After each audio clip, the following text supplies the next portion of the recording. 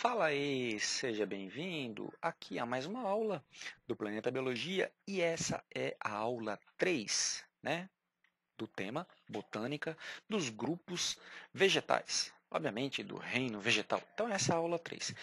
Na aula anterior eu falei sobre as briófitas e na primeira aula, na aula 1, né, eu tratei dos conceitos relacionados à botânica, que é importante a gente saber.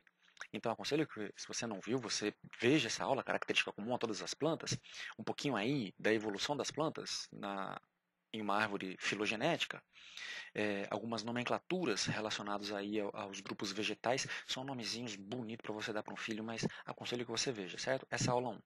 O ciclo haplodiplobionte, que é um nome lindo de se dizer. Se você não...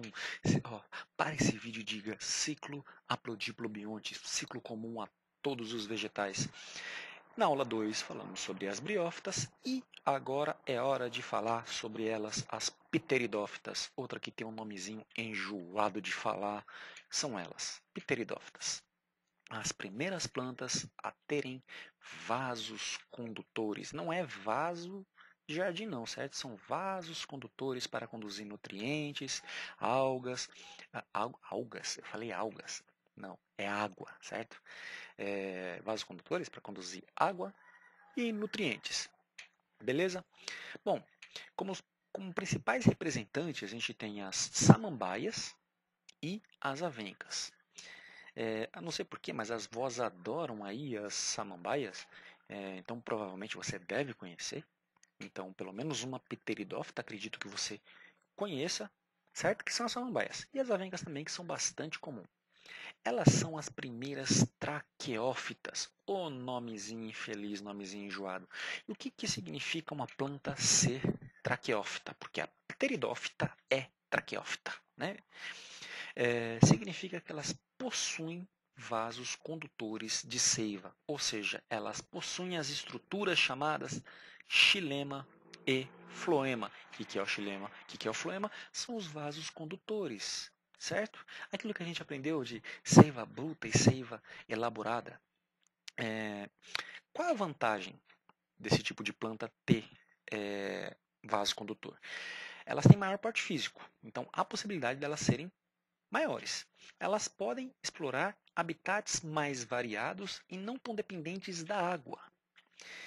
E também facilita a sobrevivência no meio terrestre. Então lembra aí que as briófitas elas não possuíam vasos condutores e eram extremamente dependentes de água e ao mesmo tempo elas também eram pequenininhas, elas não podiam crescer muito por conta de não possuírem vasos condutores. Então a primeira planta, primeiro grupo de vegetal que apresenta vasos condutores são as pteridófitas. São representantes desse grupo aí, as pteridófitas. Bom, outra característica, o que as pteridófitas, além de traqueófitas, elas também são cormófitas. Lá na primeira aula a gente está falando, certo, de todos esses terminhos aqui, ó. Cormófitas, traqueófitas, criptógamas, fanerógamas, sifonógamas, assifonógamas e espermatófitas.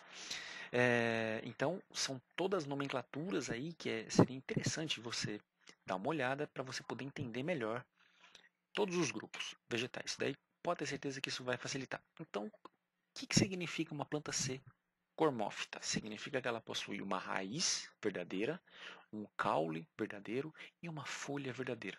Eu estou falando isso porque as briófitas não possuem, elas possuem um rizóide, um cauloide e um filóide, certo? Que não são folhas verdadeiras. Qual é a vantagem? Elas possuem uma divisão de trabalho entre os órgãos da planta. Então, elas possuem um grau de eficiência maior, se a gente for comparar aí com as briófitas. Então, aqui, com o exemplo da samambaia, elas possuem aí uma raiz, o caule, certo? E as folhas. Em relação à morfologia, se você alguma vez se interessou e pegou alguma samambaia, na face inferior das folhas, a gente pode encontrar aí estrutura chamada soros, certo? E que serão aí vão atuar aí na reprodução das pteridófitas. Bom, então vamos dar uma olhada aí na reprodução sexuada. Começando aqui pela fase esporofítica, né, no esporófito. Lembra aí, né, da primeira aula. Esporófito, ele é 2N. Lembra aí daquele ciclo bonito, com nome lindo, né, que é o ciclo haplodiplobionte? As plantas possuem o ciclo haplodiplobionte. Então, elas possuem uma fase haploide, que é N, e uma fase diploide, que é 2N. Isso todas as plantas, todos os vegetais, característica comum de todos os vegetais. Estou analisando aqui o ciclo da samambaia. Vamos começar aqui então pela fase do esporófito, ok?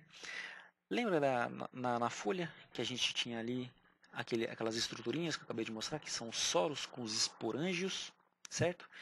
Esses esporângios vão realizar aí a meiose. Lá no interior do esporângio vai acontecer a meiose e o que vai produzir?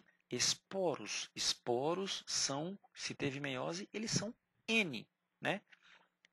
Por conta da meiose. Reduz o genoma aí pela metade.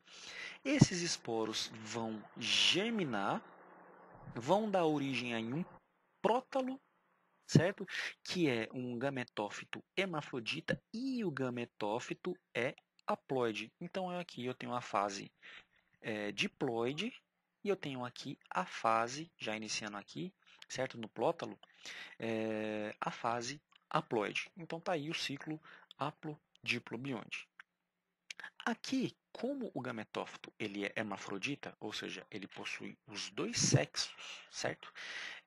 Tanto masculino como feminino, então ele vai possuir aí uma estrutura chamada o arquegônio, que vai desenvolver a oosfera.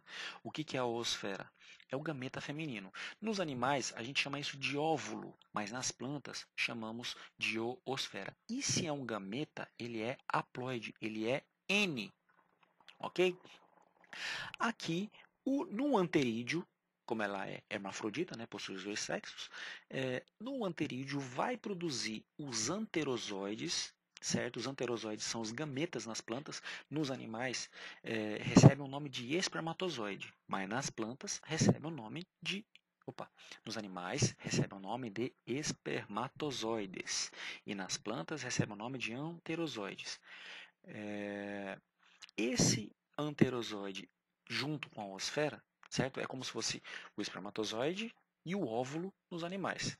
Como aqui no caso são as plantas, o anterozoide vai fecundar a oosfera e se formará o zigoto. O zigoto é o que? 2N, ou seja, diploide. E aí ele vai formar um prótalo ainda um gametófito, aliás, do gametófito ali do prótalo vai se formar um esporófito jovem, 2N, e a partir desse esporófito jovem teremos a formação aí de um esporófito já maduro, um esporófito adulto, fechando o ciclo. Beleza? Mano, são vários nomes.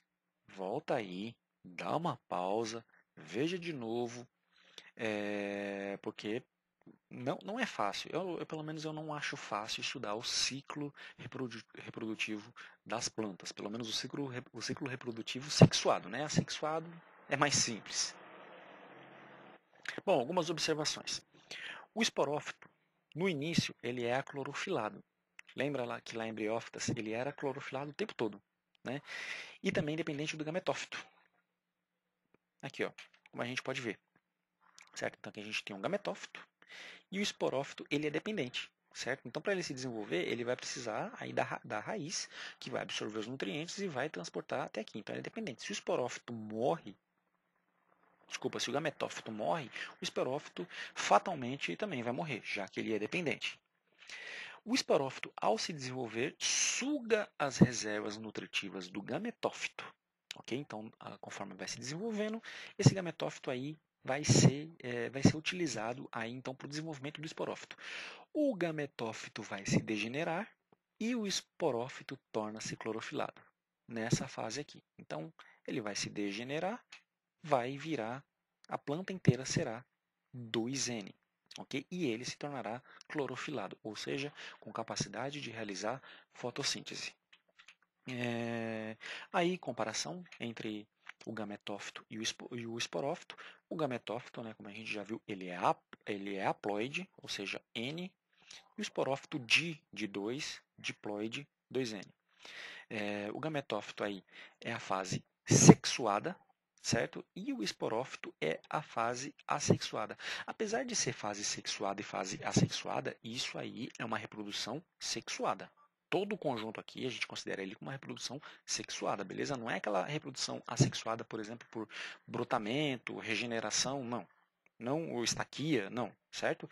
Que são as fases. Então, dentro da reprodução sexuada, eu tenho uma fase ali que será assexuada, né? Onde vai acontecer mitose. Bom, o gametófito ele é clorofilado, o esporófito inicialmente é clorofilado quando ele é jovem, nessa fase aqui, e depois torna-se clorofilado. O gametófito é a fase temporária e o esporófito é a fase duradoura. Bom, em relação à importância, né, são organismos produtores na cadeia alimentar, são produtores porque eles realizam fotossíntese, então eles podem ser utilizados como alimento pelos consumidores primários, certo? A aula lá de ecologia a gente já falou sobre isso daí também. Tem uma importância aí não muito nobre, né, que é ornamentação. O ser humano aí, ele pode achar isso bonito, então ecologicamente isso não é nem tão importante, mas visualmente, esteticamente, eles são usados para ornamentação. São utilizados para obtenção de xaxim, certo? Que é o caule do samambaiaçu, que é uma samambaia gigante, começa daqui, então eles são usados para fazer vasos. O uso desse samambaiaçu foi tão grande que aqui na Mata Atlântica, que hoje em dia o samambaiaçu corre risco de extinção por causa disso, certo? Então tá aqui, ó, o risco de extinção na Mata Atlântica. Uma alternativa aí é o uso do coxim, feito com fibras de coco. Então, se por um acaso você vê aí vendendo o xaxim, aquele vaso, né, é um vaso que parece um monte de galinhos ali entrelaçados, não compre, beleza? Porque o samambaiaçu está com risco de extinção. Não compre, né? Porque para você não incentivar o comércio, que as pessoas vão lá e retirem essa planta aí do seu ambiente, do seu ecossistema natural. Beleza? Bom, cenas do próximo capítulo, vamos falar das gimnospermas, certo? Que é o próximo aí na escala evolutiva aí na nossa árvore filogenética. E aí, a partir das gimnospermas, elas não possuem apenas vasos condutores e órgãos, aí já bem caracterizados, mas também possuem semente e um tubo polínico. E vamos ver como que isso é, que, o que, como ela se caracteriza, como as gimnospermas se caracterizam.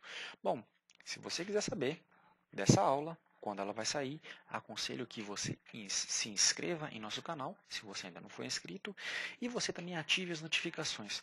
Ativando as notificações, você vai saber na hora quando uma aula for publicada, beleza?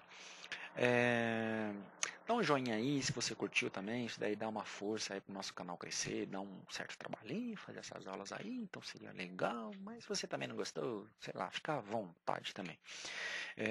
Mano, seguinte, tá com dúvida? Coloca aí nos comentários. Quer dar uma sugestão? Quer falar qualquer coisa? Deixa aí nos comentários. Seja lá no site Planeta Biologia ou nos nossos parceiros também, no nosso canal do YouTube ou no canal dos nossos parceiros, onde também essas aulas são divulgadas. E é isso aí. Beleza? Vou ficando por aqui. Bons estudos e a gente se vê em breve.